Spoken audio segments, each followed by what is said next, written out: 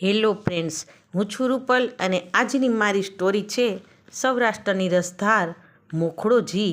લેજે મોખડા હડમાન તારું દાણ, પેરંભ બેટને પડખે જે વહાણ નીકળે તેના ખારવાવો. આવી રીતે એ ટાપુને એક એક નાળિયેર ચડાવે.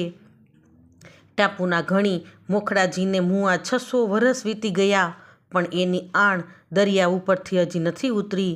મોખડોજી રાણપુરવાળા રાણા રાણજી ગોહિલના બેટા હતા. મા બાપના રાજપટનો જે દિવસ દડાવાટો નીકળી ગયો તે દિવસ મોખડોજી નાની અવસ્થાએ સગાવાલામાં પરગામમાં હાલતો હતો. બાપુનું રાજ બોડાણું એટલે મોખડાના આપકર્મ જળજળી ઉઠ્યા. જોબન બેસતા એની ભૂજાઓ ફાટવા લાગી. ઉમરાળા ઉપર કોળીઓની આણ હતી તે ઉતારી ને મોખડાજીએ સેજક કુળની આણ સ્થાપી અને દરિયાકાંઠાની ઊભી પટ્ટીએ શમશેર ખેલતો આગળ વધ્યો. ખોખરાના ડુંગર વચ્ચે એના ઘોડાના ડાબા ગાજ્યા અને ઘોઘા બંદર ઉપર એણે પોતાનો નેજો ચડાવ્યો. ઘોઘાની સમુદર ગાજે છે અને એના પાણીમાં વીંટાઈને એક ટાપુ પડ્યો. મોખડાની આંખ એ સાગરને ખોળે ઝૂલતી ધરતી ઉપર ઠરી. પૂછ્યું કે બેટનું નામ શું છે? પેરંભ બેટ બાપા, લોકોએ હકીકત કીધી, પણ ઉજ્જડ પડ્યો છે. ચૂડેલું રાસડા લ્યે તેવો તો આ બેટ હતો. કાં સાવજ રે છે ડાલ્યો મથ્યો. પેરંભ ઉપર આજે એ વનરાજાના તખત છે. ઘાટી ઘાટી ઝાડી અને ઊંચા ઘાસ છે. માહી માનવીની છતી થારું એમ નથી. લટાણો કેસરી લાલ લાખે ત્યાં પ્રાણ નીકળી જાય તેવો મામલો છે. ત્યાં એની લટાઓ ખેંચી કાઢીએ કહીને મોખડા ગોહિલ ભેળા 4-8 પટ્ટાધર રજપૂતોને લઈ ચાલ્યો. મછવો પેરંભને કાંઠે નાગરી ઝાડીમાં પગલાં ભર્યા.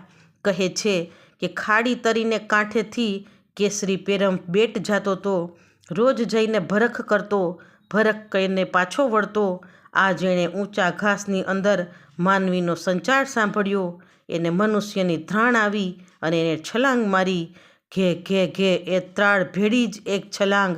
8 અંગરક્ષકો અવડે મોઢે ઘાસમાં બેસી ગયા અને એકલવાળાએ મોખડાએ શમશેરની ગળાચી કરી. ડાબા હાથના ગેંડાની ઢાલ હતી તે માથા ઉપર ઓઢી લીધી. સાવજનો થાપો બરાબર એ ઢાલ ઉપર ઝીલ્યો તો ખરો, પણ શત્રુના અનોખા જોરની થપાટથી ડાબો હાથ ખડભડી ઉઠ્યો. જુવાન મોખડાએ જમણી ભુજાથી શમશેર ઝીકી. ઝીકતા અધડથી જ સાવજના 2 નોખા કટકા થઈને નીચે પાડી દીધા.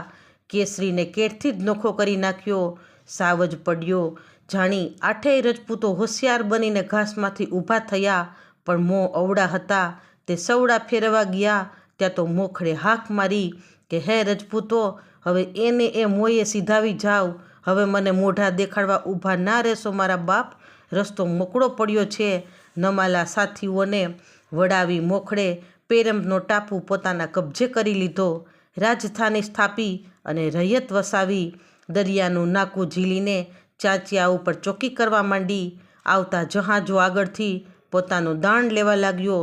મહાબળિયો મોખડો હડમાન કહેવાણો જળથથ બેય ઉપર એની આણ વર્તવા લાગી. અરે મારું દાણ હોય નહીં, હું તો દિલ્હીનો વેપારી છું. પાતશાહનો પટો લઈને દેશાવર ખેડનારો હતો. તું ગમે તે હો ભા, અહીં તો રા ને રંખ તમામની દાણ લેવાય છે. આ દરિયાની અમારે ચોકી છે. દાણ તો તારે દેવું જ પડશે. તમને દાણ ભારે પડશે. હું પાતશાહનો વેપારી છું, તો પાતશાહનો કાગળ લઈ આવ ભા, અને ત્યાં સુધી તારો માલ અહીં અમે સાચવી રાખશું. ઉતારી નાખ કાંઠે. અરે પણ મારા વહાણમાં ધૂળ જ છે, બીજું કાંઈ નથી. તોય જગાત તો લેશું જ અમે. દિલ્હીના સોદાગરે પોતાના વહાણમાં ભરેલી ધૂળ પેરંભ બેટમાં એક ખોરડાની અંદર ઠાલવી દીધી અને મોખડા રાજા પાસે પહોંચ લખાવી લીધી. પહોંચમાં ધૂળ લખાવ્યું હતું. હતી પણ ધૂળ જ. પહોંચ લઈને સોદાગર પાતશાહ પાસે જવા નીકળ્યો. અહીં પેરંભમાં શું બન્યું? જે ખોરડામાં સોદાગરની ધૂળ ભરેલી એ ખોરડાની અડો અડ જ એક પછી તે એક લુહાર લોઢું ઘડતો હતો. અડો અડ જ એની ધમણ ધમાય અને ચૂલ ચાલે. લુહાર રોજ સવારે ઉઠીને ચૂલની રાખ કાઢે છે અને રોજ રોજ એ રાખમાંથી એને સોનાની કટકીઓ જડે છે. લુહારને અચરજનો પાર ન રહ્યો. એણે મોખડા રાજાને જાણ કરી મોખડાજી જોવા આવ્યા. ઝીણી નજરે જોયું, ચૂલની થડોથડ ભીતમાં એક બકોરું દીઠું.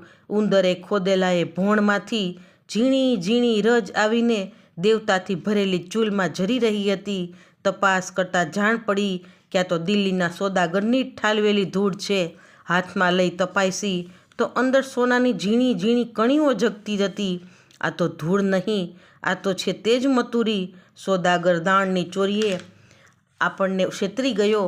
મોખડાજીએ તમામ રજ ગળાવીને સોનું પાડ્યું અને ખોરડામાં દરિયાની રેતી ભરી દીધી. સોદાગર પાતશાનો રૂક્કો લઈને આવ્યો. મોખડાજીએ રજા દીધી કે તારી ધૂળ ઉઠાવી જા. આ ધૂળ મારી નથી. વાણિયો ચમકીને બોલ્યો, કેમ ભા, તે પહોંચમાં લખાવ્યા પ્રમાણે અમે ધૂળ લખી દીધું છે. તારી ધૂળે ધૂળ લઈ જા. મારી હતી તે જ મતુરી. તા તે કુંડુકા લખાવ્યું? હા, અહીં ફોજ હું ઉતારીશ તો અમે કળશીઓ ભરીને ઊભા રહેશું. વાણિયો ગયો અને થોડે મહિને ફોજ ઉતારી. કેવી ફોજ ઉતારી! એ સુલતાને હાથીઓથી ભરપૂર ફોજો મોકલી. જાણે સમુદ્રમાં ભરતીના લોઢ ઉછળી રહ્યા. જાણે જળ પ્રલય થવા બેઠો. આકાશે જાણે આંધી ચાંડી. તોપોની ગર્જના ચાલી. એની સામે કોણ ઝૂકીને ટક્કર ઝીલે? એના સૈન્ય સામે કંઈક રાજ્યો નમી ગયા. ન નમ્યો તો એક મોખડોજી પોતે. સુલતાનની સેનાએ ઘોઘાની આસપાસ ઘેરો ઘાલ્યો.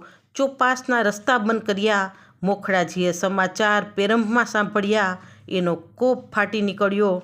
યુદ્ધના નગારા વગાડ્યા. મૂછોને વળ દઈને મારું મારવાડનો વંશજ રાજા બોલી ઉઠ્યો કે મારી સામે, મારવાડના નાથની સામે ટકે એવો બળવંત કોણ છે? એક નહીં પણ એવા 7 પાતશાહોની લાજ હું લોપી નાખીશ. હું મરદ છું. દુશ્મનોને લડતા હું દૂરથી જોઈ રહું તો મારા પૂર્વજ શાલિવહનની કીર્તિ ઝાંખી પડે. મારા કુળમાં તો અભિમન્યુ જેવા વીર તલવાર પકડીને લડ્યો હતો અને આખરે પોતે ચક્રાવે ચડ્યો.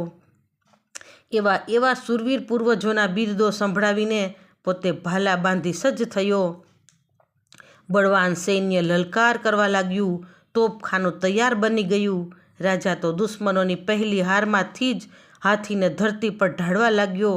યુદ્ધે ચડેલા શૂરવીરો હર હર મહાદેવ થઈને એકઠા મળ્યા. તલવાર રમત રમવા લાગી. યુવાનોનો દળ હઠવા લાગ્યો. ભાલાનો ઘસારો શત્રુઓથી ન ઝીલાણો. હાથીઓ અંબાડીની સાથે જ નીચે પડવા લાગ્યા. પાતશાહે તો પલકમાં મોત સામે ઊભેલું જોયું. ઈરાનીઓને પઠાણો પડવા લાગ્યા. ખોરાસાથી લોકો પાલખીમાંથી જમીન દોસ્ત બન્યા.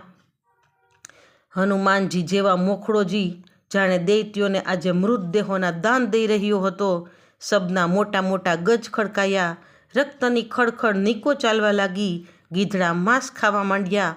જોગણીઓ ખપ્પર ભરવા લાગી. યુદ્ધ દેખીને દેવો થંભ્યા. અપ્સરાઓ મરેલા વીરોને વરવા આકાશમાં ઝૂલવા માંડી. વીરોની હાકલો વાગે છે. શંકર ડમરું વગાડે છે અને શક્તિઓ ડાકલા જેવી બજાવી રહી છે. જાણે કે દેવો અને દાનવોનું યુદ્ધ થતું હોય તેવું લાગે છે. સામ સામી તલવારો અથડાય છે અને ભાલા તેમજ બંદૂકોના ઘા પડી રહ્યા છે. સિંધુડા રાગ વાગ્યા. માંસભક્ષી પક્ષીઓ મુર્દાના ભક્ષથી તૃપ્ત બની ગયા છે. મોખડો જૂજે છે તેમાં એનું માથું તલવારના ઘાથી ઉડી ગયું. રાજાએ માથું રણમાં પડ્યું પણ ધડ ઝઝૂકવા લાગ્યું. માથા વિનાના શમશેર ચલાવીને એણે યુવાનોના દાંત ઝેરી નાખ્યા. 7 કોસ સુધી સ્થિર પગે એ યુદ્ધમાં મંડાણો. દુશ્મનનું લશ્કર હણાવા લાગ્યું એટલે દુશ્મનોએ ગડીનો દોરો મંત્રીને નાખ્યો. ધડ પડ્યું. માથું મૂકીને ધડ છેક ખદડપર ગામ સુધી પહોંચ્યું. પિંડ છોડીને શૂરવીર પોઢી ગયો. તેજમાં તેજ મળી ગયું. ધન્ય છે તને સોરઠના રણધીર. ધન્ય છે તને કે તે તારા પૂર્વજોના યશ ઉપર ફરીવાર પાણી ચડાવ્યું. તો ફ્રેન્ડ્સ, જો આ સ્ટોરી ગમે તો like, share and subscribe. Thanks for watching.